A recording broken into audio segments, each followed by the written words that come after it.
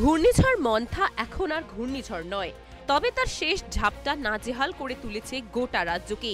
শক্তি হারিয়ে মন্থা পরিণত হয়েছে সুস্পষ্ট নিম্নচাপে। তবুও তার প্রভাব ছড়িয়ে পড়েছে উত্তরবঙ্গ থেকে দক্ষিণবঙ্গ জুড়ে। আবহাওয়া দফতরের পূর্বাভাস অনুযায়ী শুক্রবার সারাদিনই রোদ বৃষ্টির খেলা চলবে রাজ্য জুড়ে। বিশেষ করে উত্তরবঙ্গের দার্জিলিং, কালিম্পং, জলপাইগুড়ি ও আলিপুর দুয়ারে জারি হয়েছে প্রবল বর্ষণের রেড অ্যালার্ট। সঙ্গে ঘন্টায় ৩০ থেকে ৪০ কিলোমিটার বেগে বইবে ঝোড়ো হাওয়া। অন্যদিকে দক্ষিণবঙ্গে বজ্র বিদ্যুৎ সহ বিক্ষিপ্ত বৃষ্টি চলবে প্রায় সব জেলাতেই। কলকাতাতেও হালকা থেকে মাঝারি বৃষ্টিপাত হতে পারে। সঙ্গে ঘন্টায় ৩০ থেকে ৪০ কিলোমিটার বেগে ঝোড়ো হাওয়া।